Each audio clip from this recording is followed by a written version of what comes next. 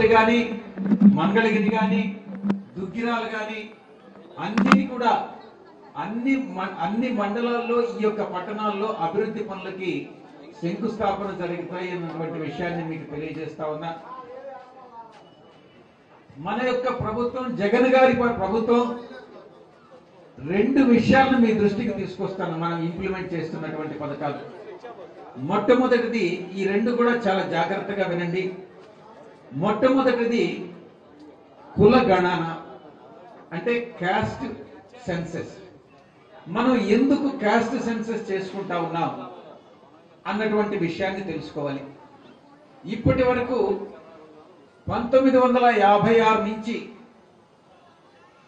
1972 వరకు బీసీలు అన్నటువంటి వాళ్ళకి ఎక్కువ ప్రాధాన్యత ఎక్కడా కూడా రాజ్యాంగ పదవుల్లో కానీ, లేకుంటే పార్లమెంటులో కానీ, లెజిస్లేచర్లో కానీ ఎక్కడ అంత ఎక్కువ ప్రాతినిధ్యం ఉండేది కాదు. 72లో కొంతవరకు బీసీ రిప్రజెంటేషన్ వచ్చింది. ఆ తరువాత 2009లో స్వర్గీయ రాజశేఖర రెడ్డి గారు ముఖ్యమంత్రి అయినప్పుడు ఈవెన్ జనరల్ సీట్స్ లో కూడా అటు బీసీలని, ఎస్సీలని పోటీకి పెట్టి గెలిపించినటువంటి ఘనత రాజశేఖర రెడ్డి గారికి దక్కుతుంది. ఉదాహరణకు చెప్పాలనంటే మల్కాజ్గిరిలో సర్వే సత్యనారాయణ గారు జనరల్ సీట్ లో ఎస్సీ నిలబెట్టి గెలిపించినటువంటి మహానుభావుడు స్వర్గీయ రాజశేఖర రెడ్డి గారు ఎంపీగా.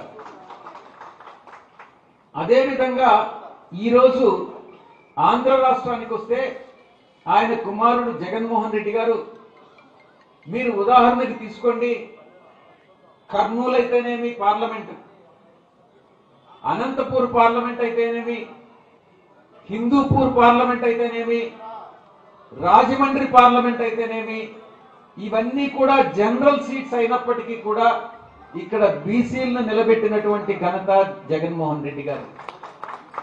బీసీలను నిలబెట్టి గెలిపించుకున్నాం.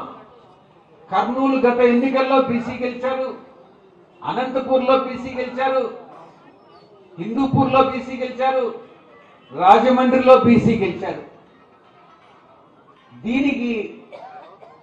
దీనికి ఒక శాంటిటీ ఇచ్చేదానికోసంగా మనం చేస్తున్నది కరెక్టా కాదా అన్నటువంటిది తెలుసుకోవాలని అంటే కుల గణన అన్నటువంటిది చాలా అవసరం.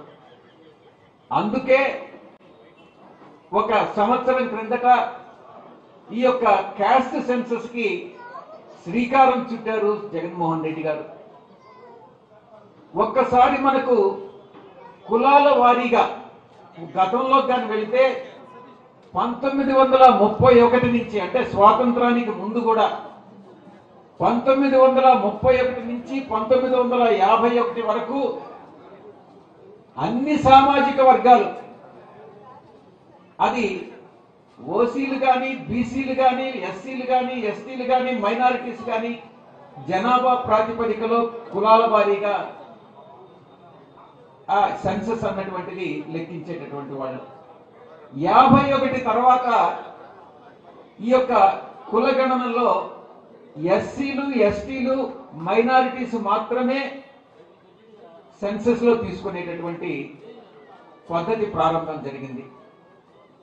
దీనివల్ల ఏ కులానికి చెందినటువంటి వాళ్ళు, ఏ సామాజిక వర్గానికి చెందినటువంటి వాళ్ళు, ఏ ప్రాంతంలో ఎంతమంది ఉన్నారు, వారికి తగిన ప్రాతినిధ్యం కల్పించాలా అన్నటువంటిది మనం కుల గణన తర్వాత మనం నిర్ధారించుకునేటటువంటి అవకాశం ఉంటుంది. అందుకే జగన్మోహన్ రెడ్డి గారు